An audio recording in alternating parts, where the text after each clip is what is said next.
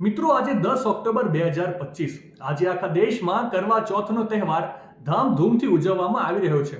મહિલાઓ તેમના પતિના લાંબા આયુષ્ય માટે ઉપવાસ કરી રહી છે. પરંતુ આજે મારે તમને દેશમાં આવેલા એક એવા વિસ્તાર વિશે વાત કરવી છે કે જ્યાંની મહિલાઓ ભૂલથી પણ કરવા ચોથની ઉજવણી નથી કરી શકતી. તો મિત્રો, શું છે આખી બાબત? હું તમને ઝડપથી જણાવી દઉં તો એક લોકવાયકા મુજબ આજથી સેંકડો વર્ષ પહેલા રમંગાલા ગામનો એક બ્રાહ્મણ યુવક તેની પત્ની સાથે યમુના નદી પાર કરીને પરત ફરી રહ્યો હતો.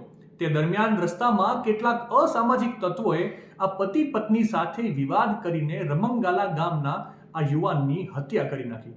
એવું કહેવાય છે કે પોતાની આંખો સામે પતિના મૃત્યુથી ગુસ્સે થયેલી નવપરિણીત કન્યાએ એ વિવાદ કરનારા સુરીર ગામના રહેવાસીઓને શ્રાપ આપ્યો કે જેમ હું મારા પતિના શબ સાથે સતી થઈ રહી છું, તેમ તમારામાંથી કોઈ પણ સ્ત્રી પોતાના પતિની સામે સોળ શણગાર પહેરીને નહીં રહી શકે. આ ઘટના બાદ સમગ્ર વિસ્તારમાં મૃત્યુની ઘંટડી વાગી અને યુવાનો ટપોટપ મરવા લાગ્યા. ઘણી પરિણીત સ્ત્રીઓ વિધવા થઈ ગઈ અને તે સમયે વડીલોએ આ માટે તે સતીના ક્રોધને જવાબદાર ગણાવ્યો અને તેમના માટે પછીથી મંદિર બનાવીને ક્ષમા પણ માંગી. આજે પણ ત્યાંની મહિલાઓ આ કરવા ચોથ ન મનાવવાની પ્રથાને તોડતા ડરે છે. આ ઘટના વિશે તમારું શું માનવું છે? અમને કોમેન્ટ કરીને જરૂરથી જણાવજો અને આવી જ અવનવી અપડેટ માટે સંદેશ ડિજિટલ સાથે જોડાયેલા રહેજો.